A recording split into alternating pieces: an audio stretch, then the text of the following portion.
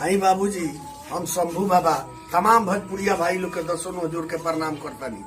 और रउआ लोग से ये खुशखबरी सुनावे जातानी जगह हरदम हमनी के दोनों बूढ़ा के दुलार प्यार दिहिले सबे, वैसे अब की लाइक करी, सब्सक्राइब करी आ जगह हरदम दुलार प्यार दिहिले। आशा ना हमनी का दोनों बूढ़ा का ही है। रउआ लोग जरूर देखब आ जरूर लाइक करब। सब भाई लोग के प्रणाम करते। कौन बेरा सुते के हो? सारी दुनिया जागल काम में लाग गई, तू अब सुतले बारो ना चुपचाप रहो। उठा उठा बैठा बैठा रोज तारी ये काम बा। का उठिया का बैठी गाय भैंस खा ले लो, गाय खा ले लो तो जिंदगी भर ये हमार काम बा। आज ठुकाई खाना उना बनी कुछ हमरा से ना बनी। काहे तू हमरा फिर में आज ले का कइले बारो?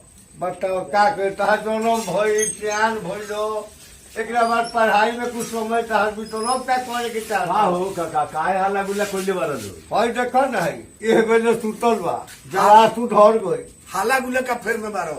तू ही बताओ आज ले ये हमरा बारे में का सोचले बारे? काहे हो काका काहे नहीं खसो हमार दाढ़ी पाक गई, केस पाक गई, गोबर कारत जीवन बीत गई। धान रोपल खुआ धान दह गई लॉकडाउन में, लॉकडाउन लाग गई, खैला बिना हम मरी। इनकर नौकर है जो खाना बनावा खियावो। इनकर बियाह क दी काका। अरे बियाह के तो 100 से ऊपर अगुआ गई। हां ई जो बियाह के लड़की होला ई अपन रंग बना दी। लेकिन हवा देख के अगुआ को भाग गई। एगो बीए कोई लड़कियों भई तो कहीं सेट कर दी तो एगो आंखें न रही। बाप हम बीए वाला से ना करे। हाँ हम वो लड़की से बियाह करे जो में सब पास हो गए।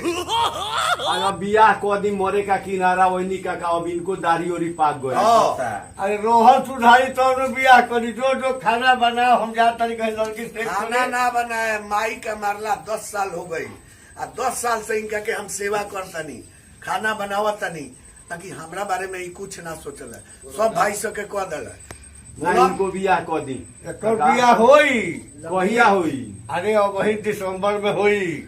लड़की एकदम सेट बा, एकदम पैसा कौड़ी दे के एकदम फेट बा। इनका के बांधा मत रखी। बांधा ना, ये तो डंटा लेके भानी के केहू सोच न रही। ना बियाह करिए, बियाह करी बियाह दिसंबर में बबुआ ते जो खाना उना बना, मन शांति राख, जवानी तो बोलो रही तो बियाह दिसंबर में हो। आज से हमरा से खाना उना ना बनी। काहे दिसंबर में ना, लॉकडाउन में कतई लड़की टिकावो आ तू कतई देख लॉकडाउन में हमार बियाह कतई मंदिर तो लॉकडाउन में हो जाओ बियाह। अरे घड़ी सरकार कहता 50 से ज्यादा कभी नहीं, अभी बियाह करो नहीं। तो हमारा बेटा के बियाह को ऑर्केस्ट्रा नाच बाजा पारा पारी सब चोली की केहू ना में करी मारा मारी। अच्छा बियाह में नाच बजा के का जरूरी बा? क्या का बियाह हुई? इनका नाच बजा के हम पेड़ा जो ही आएंगे हम मरी। अरे बिना बाजा के बेटा के बियाह हो कोई चढ़ के ना कोई लो। हाँ ये बात तो बा गुलवटिया हो जाए, गुलवटिया हो जाए। काम तो फेरा में पड़ जाए। करी ठीक बाटे। नवंबर दिसंबर में बियाह हो जाए, खाना रौरा बनाए बनाओ बताओ। अच्छा ये सब कहता नवंबर दिसंबर बियाह हमार होई। हाँ नवंबर में बियाह होई। जब में छोटे के बाद बियाह एकदम